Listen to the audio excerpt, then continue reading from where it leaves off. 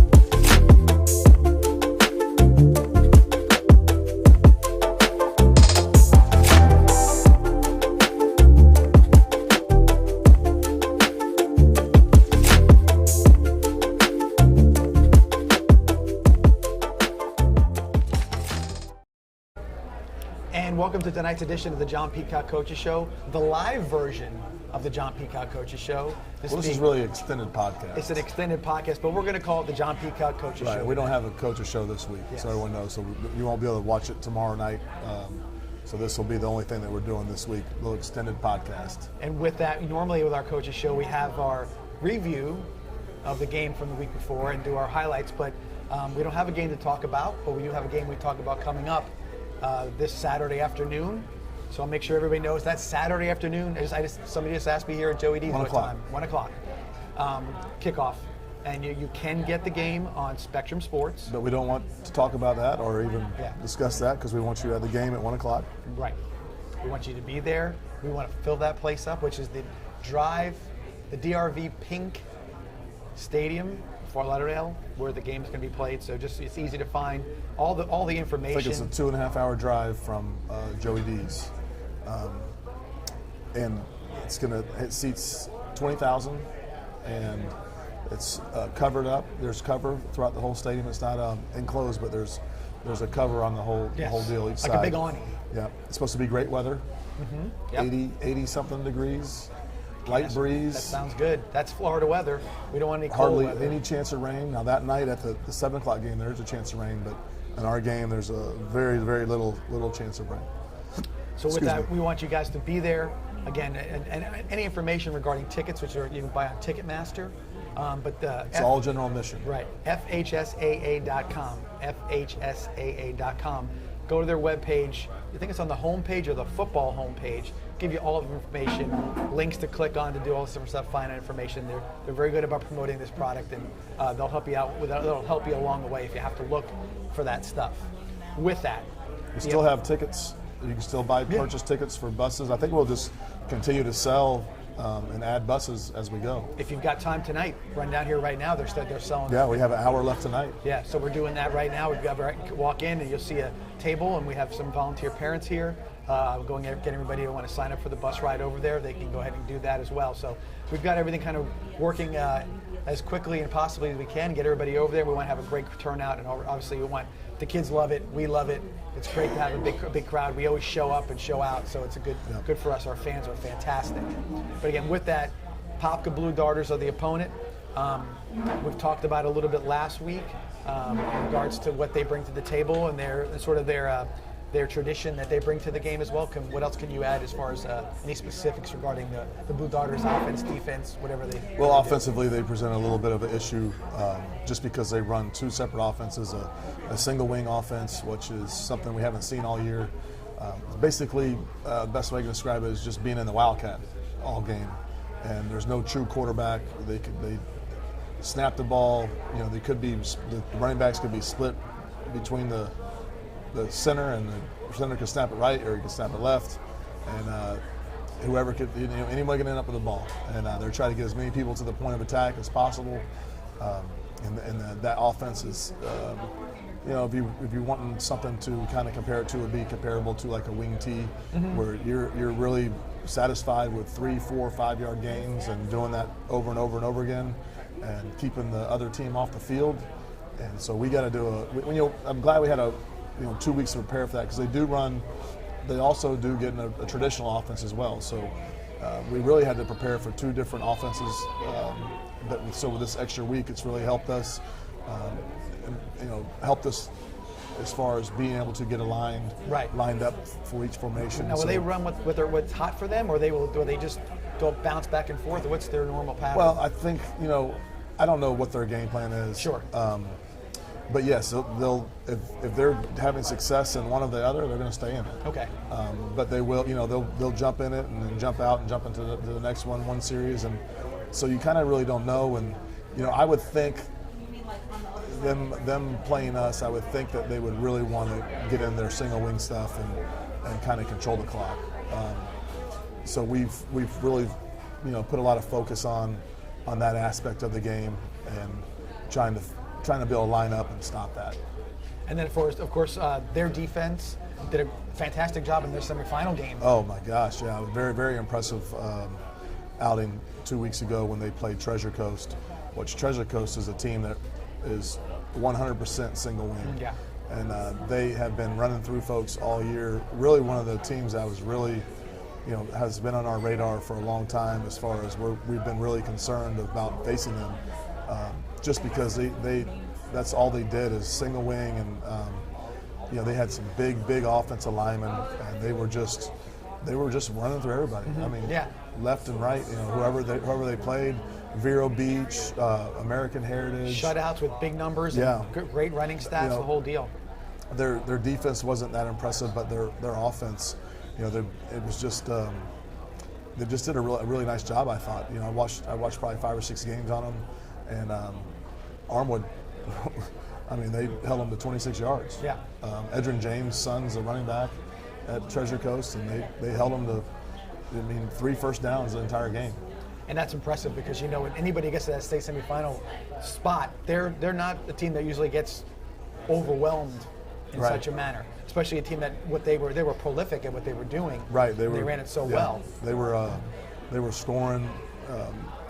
They had a triple overtime against Cocoa, like a 56 to 55. Yeah, big scores. They were scoring big points, and I just super impressed with Apaka's defense. They have. Their linemen, their linebackers, their front seven are extremely tough. They fight to get off blocks. And the secondary is they're trying to get to the ball and put a hat on that running back or whoever has the ball. They have the number 21 for them. He just signed with UCF or USF. I think it was UCF, but he is he might be the best defensive back that we've seen all year, and the teams we play that says a lot. That's big time, right? He's a cover guy, but he'll put his face on you, and he gets to the ball in a hurry, and he's a great tackler. Like I said, he is a special player. Now they haven't had him all year. He's been hurt.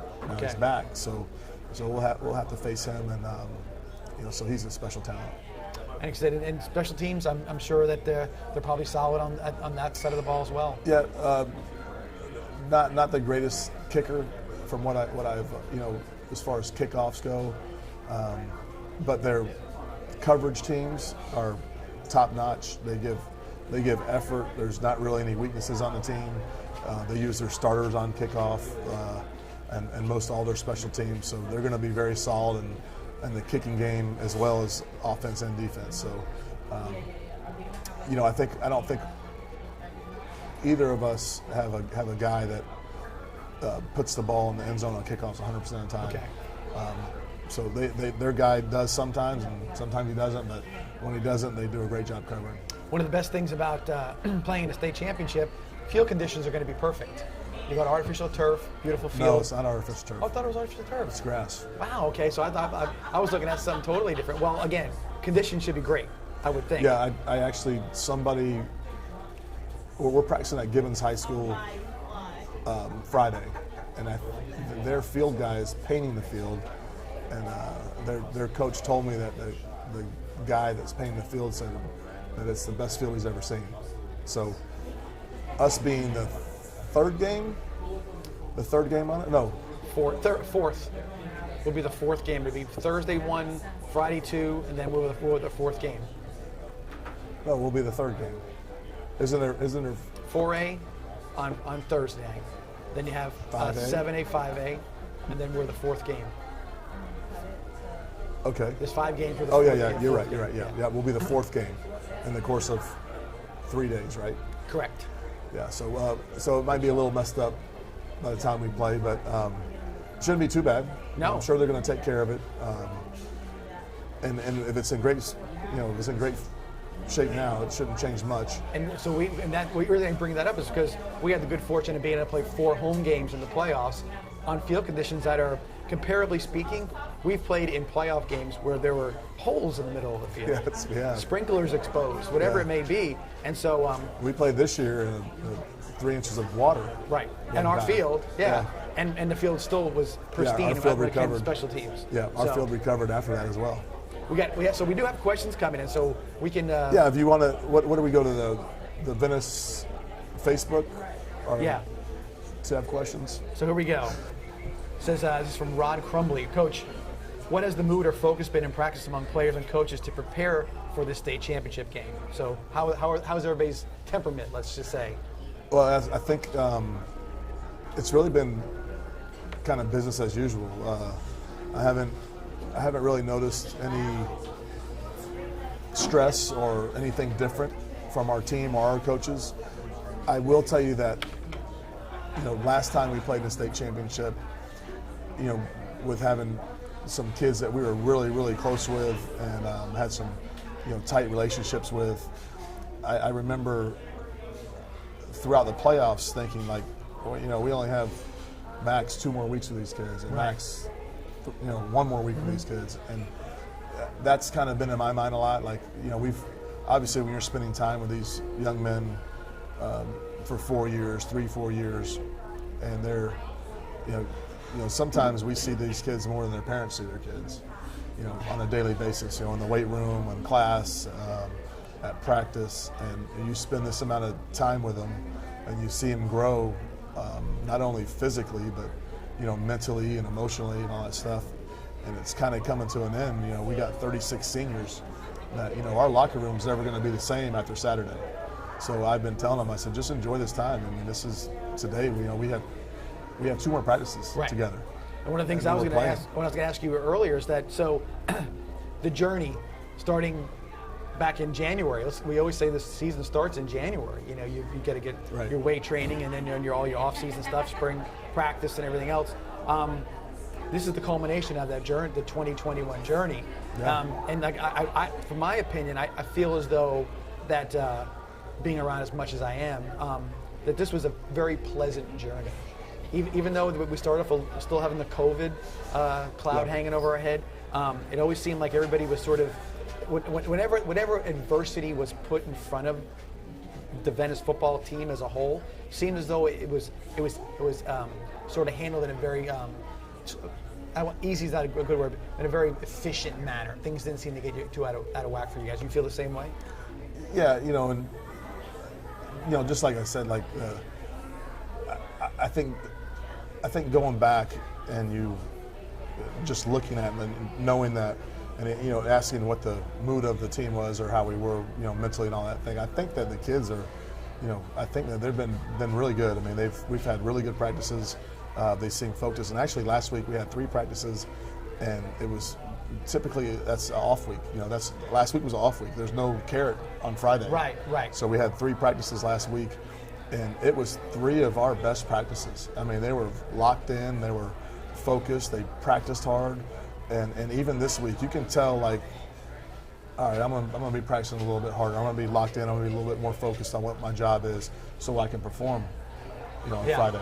Yeah. And I think that, going back to the emotional part of knowing this is the last week, our last few days you can spend with that player, or these players might be able to spend with another player. Sure. Or just knowing, hey, this is my last football game. It's only happened to us twice. Yeah. Because the other times we didn't know it was the last. Right. It's an uncertainty. Yeah. This is a certainty. Right. This is it.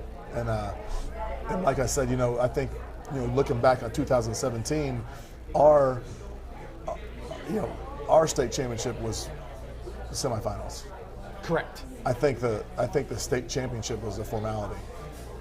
I think that hurdle, as high as it was, there was a bit of it was a formality. I think that all the coaches had, an extreme amount of confidence. I think the players had an extreme amount of confidence that we were going to go in and win that game against Bartram Trail. I didn't think that they matched up well with us outside with Javon, and obviously that showed when the game started. Right. Because they had to double coverage Javon, which opened up our run game. But this week moving forward, we're playing probably one of the best teams that we played all year. And a lot of people say, well, Coach, I don't understand. You say that they're good, but they lost to West Orange, and their game versus and they lost to Edgewater. Right. And their games were close against this team. I'm like, well, their games are close because they're a different type football team. They're not the same football team as we are. No, they're not. We're a fast-paced, we're explosive, wide open, explosive offense.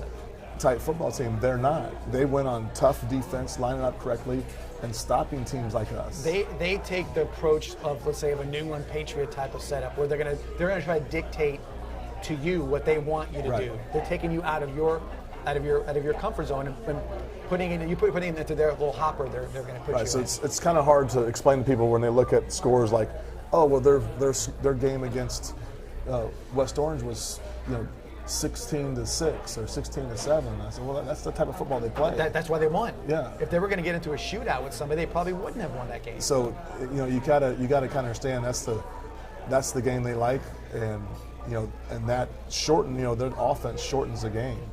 So the amount of possessions that you normally have, if their offense is running and they're getting their 3-4 yards a pop, we've limited our possessions from a typical 8, 9, or 10 possession to a 7 possession game. If high school football, 12-minute quarters, not 15 like you watch the NFL and you watch college, 12-minute quarters. Let's say you run the ball 8 times on a drive that gets you a field goal. You're probably 7 minutes. Yeah. And so you're looking at now you're the guy who's got to try to score or do it, because you get the ball back to them again. It could be 7 more minutes, or even if there's no points scored and they run 5 minutes off the clock, that's a quarter gone. Yeah. We've seen games where we had 3 plays in a quarter. It's we've multiple times. Yeah. And so that's the way they're going to do it, or try to do it for you. Even this year we have. Yeah, no doubt. I got another question here for you. It says, Coach, where would you rank Apopka's defense based on everyone we played, and do you see their strength being first, second, or third level of their defense? To give me a second on comparing them, I would say their strength of their defense. If you're talking defensive line, linebacker, secondary, I would say this is the defensive line and their secondary. Not that their linebackers are bad, but if we're going by strength, they have some really unbelievable players on their defensive line. They have a national recruit at defensive end, and then their secondary, which I spoke on. Right. They have some guys that can play. Number 21 is one of the best we've seen all year.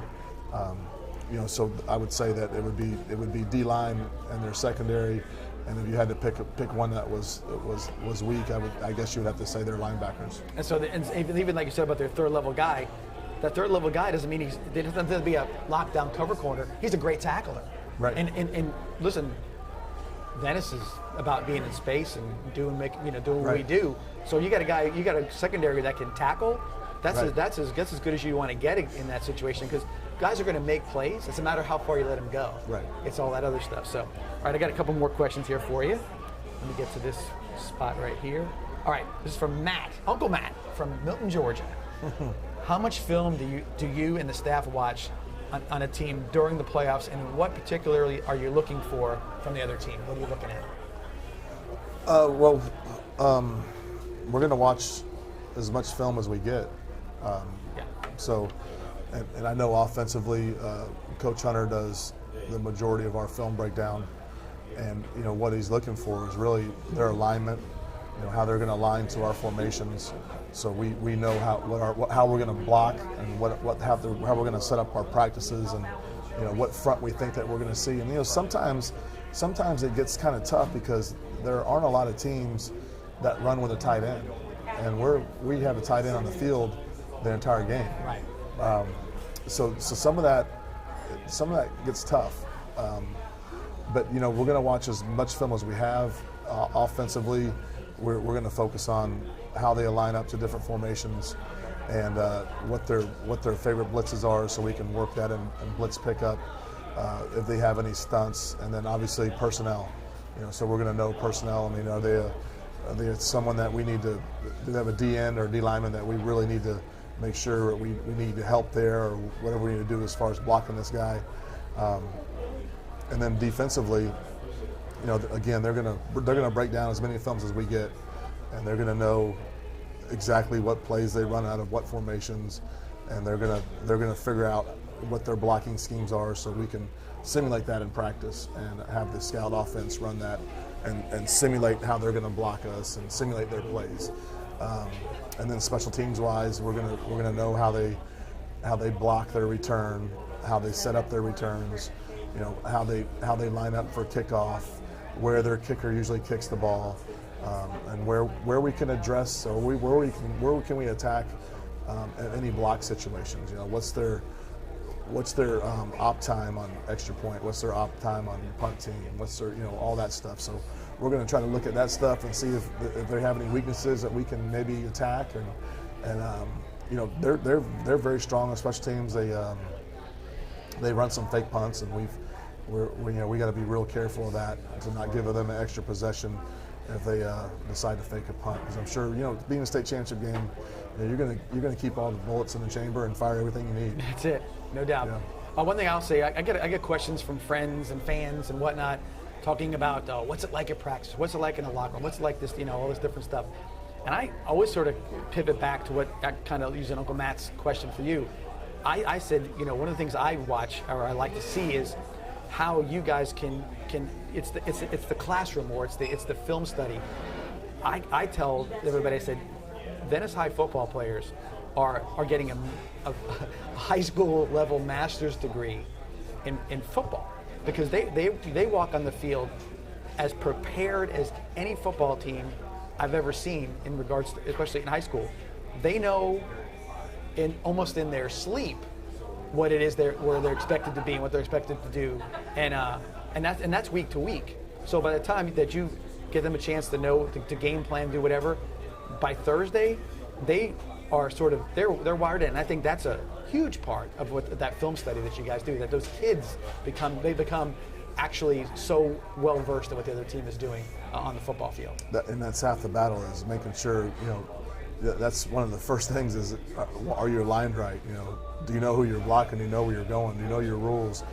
So those are all big factors, and if you're going to win a football game. Right. And actually, I've asked a few of the guys that have gone to play in college and said, hey, how prepared were you when you got to XYZ University? And they're like, I was so ahead of the game.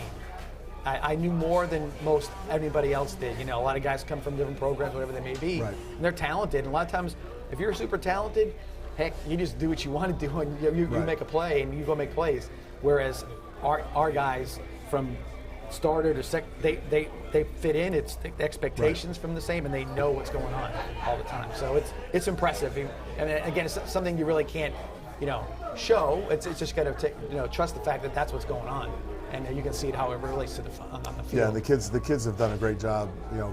They have, like I said, all throughout the playoffs, their intensity and then their focus and then their preparation has been really, really outstanding. You got more? Yeah, here we go. Okay. This is another one from Uncle Matt, Milton, Georgia. What's the biggest and most important attribute the coaching staff provides that has allowed this program to win so many games over the years? Is it off-season strength and conditioning, play calling, preparation, etc.? Which one do you think is sort of the standout? That has stood out? From a success perspective. I would think the main thing would be our off-season and our commitment level that the kids are really, they have really no option. But I think the big thing is like this, just the commitment level to be on the team, and there's a time. This is a buy-in to the whole thing. Yeah. If you don't buy in, you'll get washed out. Right. You won't be able to survive. You'll cycle out of it. Right. If you're not all in and you're not 100% on board, you'll exclude yourself eventually. And I think one of the, I guess when you ask that question, I think there's like two or three things. One is definitely our off-season program, and that's January. I'm talking January through August, summer, off-season, everything. I mean, it's non-optional. It's not negotiable. Right. Either you're there, or you're not going to be here. One of those things. I've heard you say it's different. You're going to be so far behind.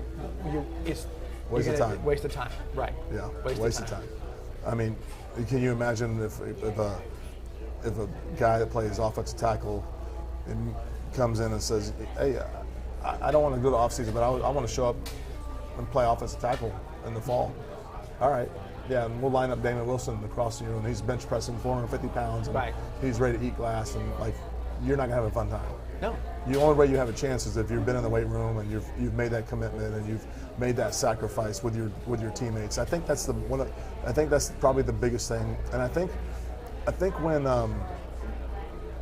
everything, when we broke the kind of the seal of the second round, and I was talking to Vinny about this when I got on the other day, and he said, you know what, he was asking about our success, and he's like, you seem like you guys are always, you're right there all the time, and like, how did you do that? I mean, how did you see this? Yeah. And I said, you're asking that question like it just happened. Right. Like it didn't just It's an happen. evolution like, to this whole thing. Yeah. It took us 10 years. Yeah. And then I actually had one of our signs I had made it in 2016. So that was exactly 10 years. Right. And I had on the board second round. And I had every year. Right.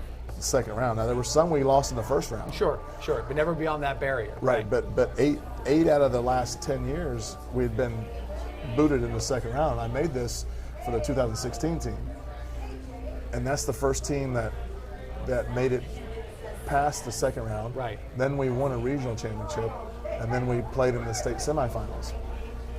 Now, and I know the state. I know that I'm always going to say that it's been 6 years in a row we played in the semifinals. I know last year It was regional. technically wasn't. It was regional, but it was COVID. St. Thomas was moved into our region. A whole region didn't show up. Right. They just punted us in our region. They Right. made some other region up. So they added St. Thomas to our region. So Right. I still say for the last 6 years we've won the region championship and we've been to the state semifinals. Right. And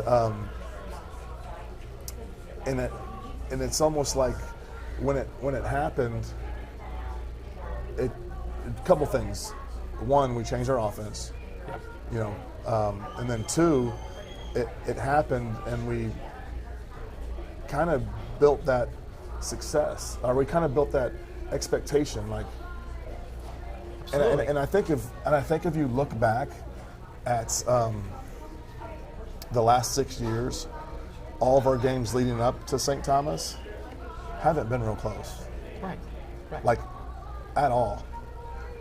No, the region, I mean, region final, was it in 19 when we went down and the undefeated team and we scored 60 points? So, I mean, I was thinking about this the other day, like 2016, we had 3 running clocks before we got to the state semifinals.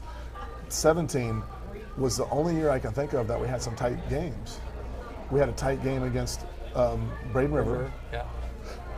And then we had a tight game against St. Thomas. Yeah. But then you look at 18, it was, I mean, we rolled through the region. Right. 19, rolled through the region.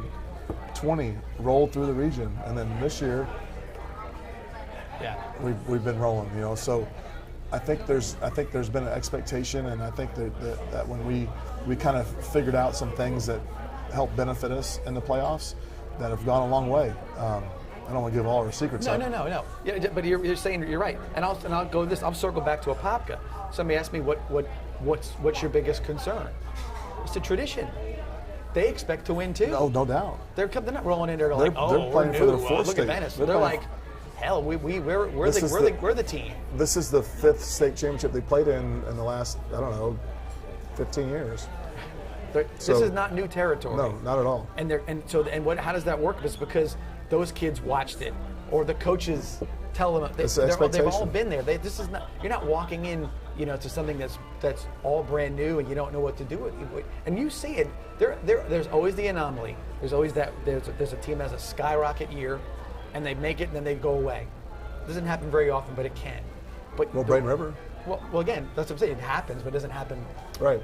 Usually, as you work your way up. And I'm not saying anything bad about Braden River. I'm just saying. I'm saying that they. In 15, they had a team that went to the state semifinals, and they haven't been past second round since. Right. I don't think. Right. So with that, you see the ones that doesn't mean they get to the finals, the state or semifinal, but they're always sort of they figured out what it takes. The kids know the expectations. It's an expectation, and it's an expectation with the coaches, and it's not something you can just say, all right, guys, we're going to go coach, and this is our expectations. It doesn't work that way.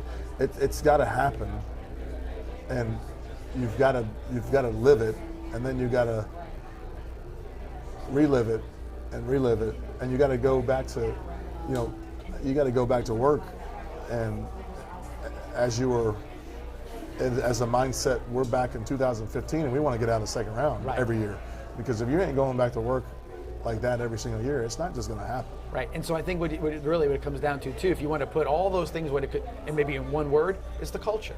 There's a culture that's created in the situation that you've created this environment that, hey, this is what we do. We learned, we created a winning environment, and as we move, we kept on, looking and retooling, and with the same eye on the prize mentality. We're not satisfied with this. We're going to keep moving forward, and you create this culture of winning, which makes kids buy in. Because if you said, hey, I'm the new guy and this and that, you see it at every level. You see guys in the pros, and they're sort of like the kick the door in guy and say, my way or the highway, and a lot of times it doesn't work because people don't buy into it. You have to show somebody that legitimately you know what you're doing, and it's had some success. Right. And then once you establish that, then it's not about trying to convince somebody to buy in. They know when they're there, they have to buy in. The players dictate that. Right. Yeah. Because you don't let somebody have a day off or a problem. It's something that would be, you're okay, you're excused from this. It just doesn't happen that way. Let's take our break. Yeah, Francis, so we're going to take our first break tonight. Our midway point break. Our only break, yeah. So we'll take a quick break here for about a minute or 90 seconds and come back and can get the second half of our Joey D's John Peacock Coaches Show podcast. See you back here shortly.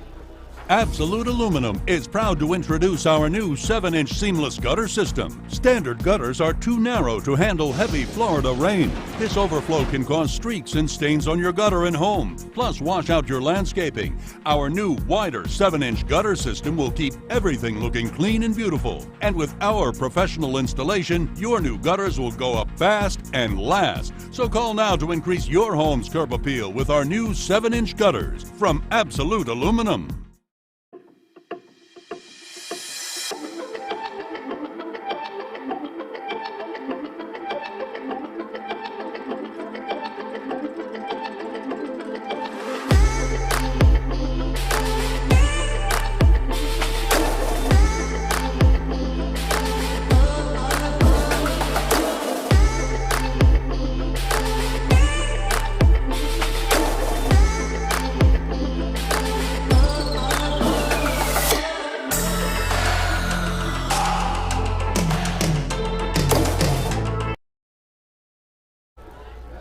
You should never kick the kicker. No, we just heard something of that. Not a good cultural situation. Kicking a kicker is not a good idea. Kicking anybody is not a good idea. And I'd say that because, Matthew Peevely kicked the kicker, our kicker, during Blitz pickup one day. That don't work. Long story, but he kicked the kicker. So don't kick the kicker is the moral of that story. Back here at Joey D's, and we got to thank Joey D's again for having us here. We actually kind of went a little bit all in tonight with the food and everything. Yeah, pizza, wings, you name it. We've been here 17 weeks straight. We've pretty much covered the menu. We got so everything. if you want to know about Joey D's, if you want to have a question, what's Joey D's best food, or you can also ask us that. We can probably tell you. I thought it was pretty funny though. About week 7, you said to me, I don't know if I can keep eating here because it's good. Everything's good, and I keep eating it because we do eat well during football season. I say their best item is the egg roll. That's like the best app in town. It's the egg roll. It's ridiculously good. It's like a little power pack. It will squirt on you though. Listen, there's a water spot on my shirt somewhere because I got it on me. As soon as I said it's going to get on me, it got on me. It's not lukewarm either. No, it's hot. Yeah. It's hot. So again, thank you to Jay, the whole staff at Joey D's. They are going to have, again, we want you to go to the game, but they are going to have a watch party here on Saturday. So if you guys are inclined to come watch it here with some friends or whatever it may be. That's if they figure out how to hook it up. Well, according to what I was told, it's a done deal. That's all. I'm only the messenger. So let's come to the game. Yeah, you can make it. That's what we're looking forward to. But if not, bring something loud too. And get the egg rolls when you get here because they're really good. So we do enjoy them a lot. Talking about culture when we went to the break. Talking about just like again, it's big picture stuff. But again, there's also so somebody would say to me, well, you've got. It's there's so many more specifics into winning an individual football game. You know, obviously, you're developing talent from the 9th grade through, you know, all the way up through 12th grade. One of the things I always tell the folks too, outside of what you guys do in the season, is being able to evaluate a player's strengths and then putting them in positions to be successful. And not always the positions they played in Pop Warner or even in the 9th grade, but saying, hey, and I'll use DJ Escort as an example. He played linebacker right off the bat, put the ball in his hand. Now look what we have. So what do you look at? I remember one time when Dan Mullen was recruiting Trey Burton, he looked at Clay Burton and said, that's the kid's going to be a big recruit. And he said, hips, look how big his calves. Like he was looking at him from a physical perspective. Right. Do you is it physical? Is it what exactly do you look for, and then you find a guy to get there into the right positions? Well, you know, one thing, we're always going to put a kid in a position that's going to help the team the most. Sure. It's always going to be team first, then individual second. But you know, I don't know. I think you have a vision of something, and you can kind of build that. You know, I mean, you have a vision of this and of this person, of what they can be, and it's right on our weight room door. You know, we're not going to accept you as you are, instead we're going to give you something. Sure. To envision, and we're going to do what we can to get you there. Look at this year. You talk about DJ, but look, Riley Cleary last year. He was a backup defensive end, and you're like, well, he's long, he can do this, and bing, it clicked immediately with him. Yeah. So yeah, Riley, exactly. He was a backup defensive end, and he wanted to be a defensive end, and we said, no, you're going to be an offensive tackle, and you know, there was like, I don't know, I think I'm a defensive end. Everyone's telling me like I'm going to get recruited as a defensive end, and I'm like, you're not going to get recruited as a defensive end. And he just committed for a full athletic scholarship as an offensive tackle. Right, and it's now he may get there, and they may make him a defensive end. Who knows? Right, but the idea is that he maxed his potential out. And again, it wasn't like there was an open spot. I mean, he had to go beat somebody out to get that job. And so you look at that and you say how that transpires. You look at you know, Josh Hewitt. Mm-hmm. Or Jared Hewitt. I'd be Jared Hewitt. Look at Jared Hewitt. I mean, he thought he was a fullback. Now and a punter and everything. He's an NFL linebacker. defensive lineman. Yeah. Yeah. So, you know, you never know how a kid's going to develop, and really, Pop Warner is the farthest from the thing we're thinking of. Correct. You know, because you were something in Pop Warner. I mean, I was a third string tight end in Pop Warner. Right. Yeah, because the coach didn't like my dad. You know, yeah. Who knows if I can be any good? No, and that's the truth, because you don't know where you're going to land or how it's going to work, and you don't know what your body's going to be. Right. And I've even said, I mean, we've talked about this, and you say, well, why do you think he's going to be an offensive lineman? I said, see his dad? He's 6'4".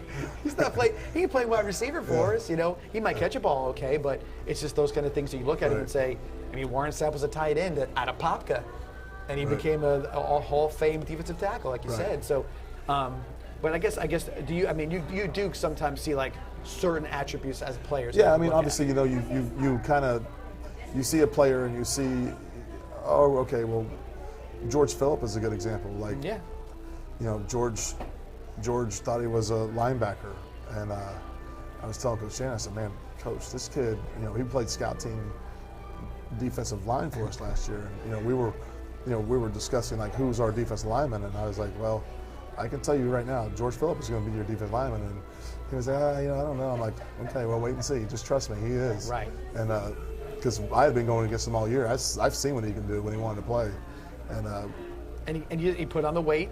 He got serious in to the off season, and legitimately worked his butt off. Right, legitimately, he was probably 25, 30 pounds lighter last year than he was, because he was a special teams ace last year. I think each year, a kid like a lineman type kid, a D-line, an O-line type kid, they have the potential to put on 20 pounds. You know, like someone like DJ probably, you know, not going to put on 20 pounds. But DJ has put on 20, 30 pounds since he was a freshman. Sure, absolutely. You know, but those thin type kids, like, you know, the Platts and the Westons, right? They're not going to put on an extreme amount of weight just because they're thin, and it's hard to get those guys to gain weight.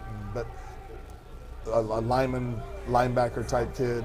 I mean, they could put on 15, 20 pounds. I mean, Logan Ballard, I mean, he is paid the price in the weight room. There's a bunch of kids. I mean, I can get on a list. Like, this has been the best weight room year we've ever had. There was a picture of Logan Ballard on Facebook, like doing some off-season stuff, and I'm like, who is it? That's the wrong. I thought it was the wrong picture, because I mean, he looked like jacked.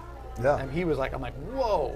You know, you see the difference. You even said you were walking behind Martin Ramos one day, and you're like, who is this kid? You were like trying to figure out who it was. Like, well, that's Ramos. You know, you realize how much bigger he got. You know? Yeah, like just those guys have paid the price. You know, so much in the weight room, and we've had, like I said, such a great off season in the weight room,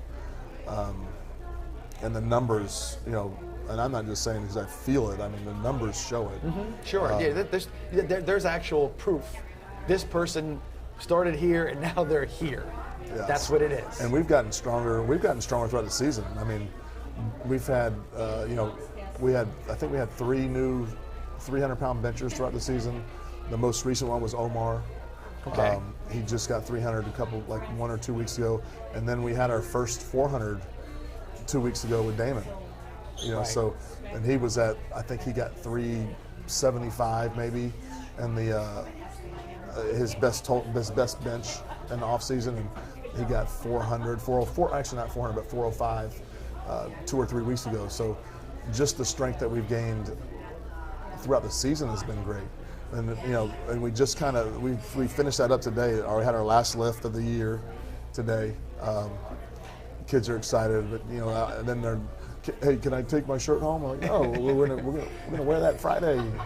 Oh, no, like I didn't say you could, everything's over. We're just not lifting tomorrow. Right. You know, we're not lifting tomorrow or Friday. That's it. Right. Wednesday's our last lift. Yeah. And they want to, you know, do I get to take my stuff home? No, we're gonna be wearing that Friday. Well, can I take it home? No, because you'll forget it. Yeah, they're still forgetting. Yeah. We're talking great about them, but they're still 16, 17, 8-year-olds. You know, they forget stuff. Yeah, so, you know, it's, you know, another nice thing about knowing that this end of the season is you get to clean the field up. You get to put the pads away, and you get to take the stuff off the fence before your season's done. So we've, you know, another thing is the girls, our equipment girls, and Cole Schaefer, they got all the signs down, all the windscreens down. We got them all put away, all the bags and dummies and shields and put away. That's why everything looks so nice every year. Kids get locked put away, good to go. Right. You got the storage place nice for Coach Robertson and the tennis team. So, you know, that's another plus I feel good about. Right. And you know, we're starting to clean it. We're in the process of cleaning the lockers out. You know, so the kids are feeling like, hey, this is it. You know, and I want them to feel it. I want them to know this is it. Like you ain't coming back to the normal locker room. And that's the thing. So I've said this before. You know, all the speeches, whatever you're going to do. I mean, they all work great. I've seen some of the best pregame speeches ever in our locker room, but.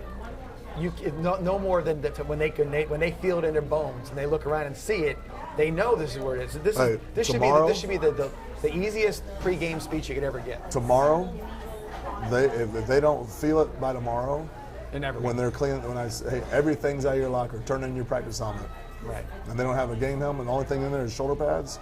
If they don't feel it by now, take your name tag home. You can take your name tag home because the last time you're going to be in this locker room like this is going to be at 8:45 tomorrow. Right.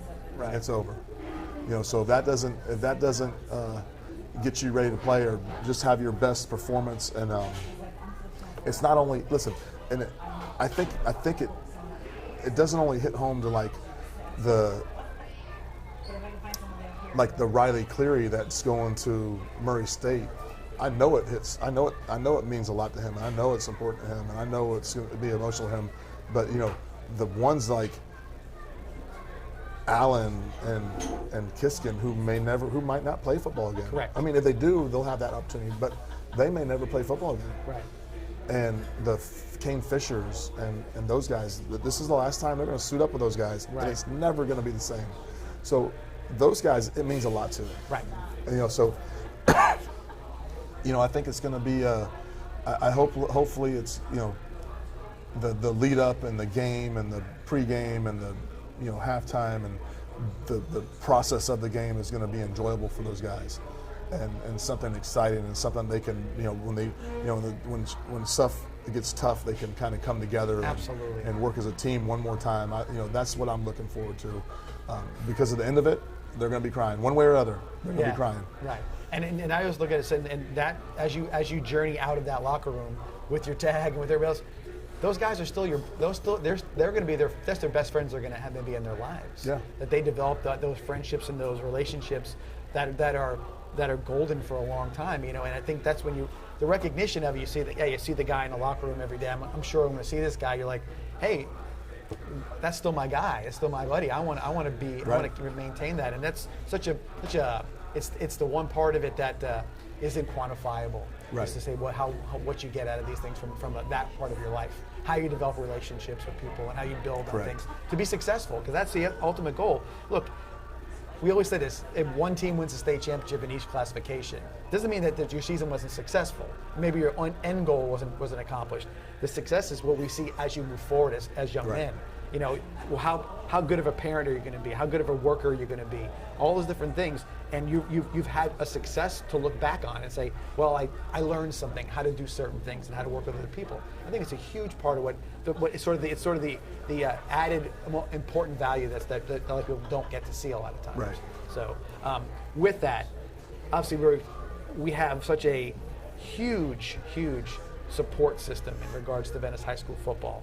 And I know that obviously we talk about the coaches, which we've singled them out a lot this year because they're just sort of doing a magnificent job with their time, with their efforts and everything. But beyond that, administration, they do a great job to support us as well. And then of course boosters, fans, parents. Let's emphasize the parents too. That if we talk about this, if there's not a good base of parents to help build that culture, it goes nowhere. Yeah, if you're not winning the dinner table, you're not winning anything. You're gonna fall short at some point. And I don't know. I never really know if I won the dinner table or if our staff or our team won the dinner table. It's funny. But I do know sometimes when we don't. Right. So you, like I said, for you have a fence and a field, but then it's funny because it's almost like the parents, when they start to feel a part of it in some way, and they kind of step out of, I don't say the shadows, but they come up and they say, I have a question, or I want to help, or what can I do, or this is so exciting. You get so that stuff, that's a bought-in parent. Yeah. That they understand it. It isn't about playing time or what play was called or whatever those other things may be. It's strictly about how can I help that be better? What can I do to make it better? When you hear that, you've built a pretty strong base of support from your parent group, which is phenomenal. Again, they drove them to all their practices for a while, did everything else they needed to do. They dedicated themselves to it. They helped with fundraising, all the things that may be involved with all of it. And all of it's every bit is as important as what the other support system and like we talked about, it's an emotional time, and especially this right here, and everything, all the accumulation of everything, and it being the final game, and the final deal, right? No matter what, I still look back. I look at Miles and like the Platts, and those kids, they were babies. Babies when we first got them. Like little baby face, I'm just, and now they're young men. Yeah. You know what I mean? Not that I'm not saying we make them young men. They were always good people, but I'm just saying they were little babies when we got them. You just watch them grow. You know what I mean? And then you watch them grow, and we have said it before. There's always bumps in the road, make a mistake, attitude issues, whatever. It's everybody. It's the same thing. Yeah. If you're living in a world where everything's going to be perfect, you make mistakes. I make mistakes, and these obviously these kids are going to make mistakes, and they're learning. They're, like I said, we get them, they're babies. You know what I mean? And what you're doing is basically, like I said, you see them and now they have real life, really important decisions to make with themselves regarding. But like Miles today school. had to, we talked this morning, and he's, Coach, Mercer wants me to sign, and I just don't have time to think about it all. We've been in the middle of our season, and I like Mercer, and I want to be there, but I just haven't had time to think about it. I said, well, Miles, let's get on the phone and tell the coach that. Right. Because if you don't, and he's going to think you're pulling him off. And then so we talked about it for a while. He said, Coach, I'm going to sign. I'm going to sign. So, and that's a great day because bottom line, his education is getting paid for, and everyone has these, of course, if you ask a kid when he's 8 years old, hey, what do you want to do? I want to get a scholarship for football. Well, where do you want to go? Oh, Notre Dame or Florida State. I mean, not many people say Mercer. Right. But listen, everyone's path, everyone's path isn't the same. Listen, you know what I mean? Look at Javon. Yeah. I mean, he's at Coastal Carolina, and me, I was like, God, really, we're going to have the most prolific wide receiver that ever played in the state of Florida with the most receptions, the most yards, the most touchdowns, and our best we can do is Coastal Carolina. I'm talking to his coaches like, this kid is special. Like, I don't care if he's not as fast as you want him, but I'm telling you, even if he's covered, he's not covered. Right. Like, he's going to make the catch. Right. So, but look what happened. He ended up being on a top 25 football team. And one of the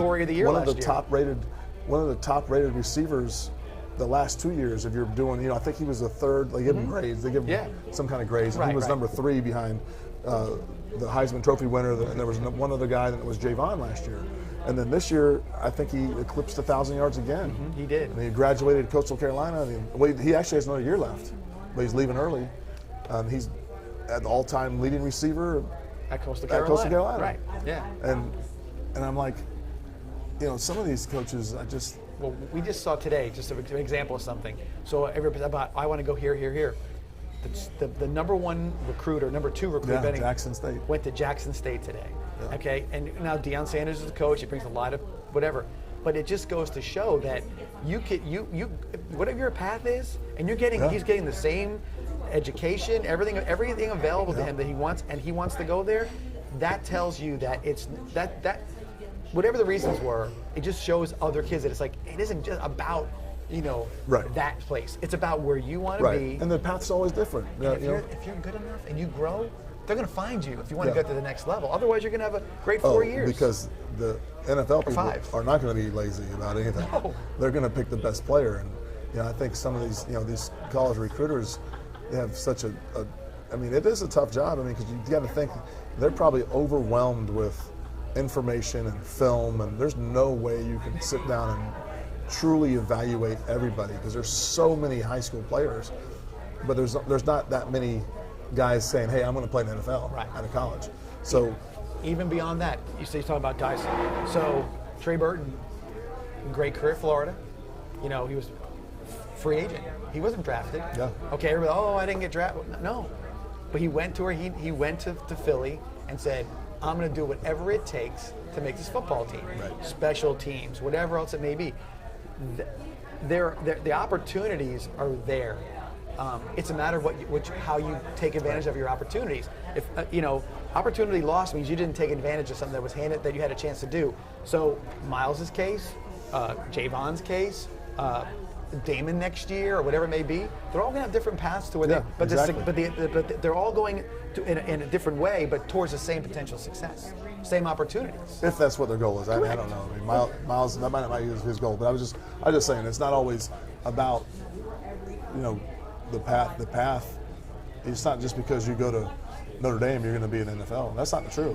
No. It's again you're going to be, but where you're at is you said now I can be an educated.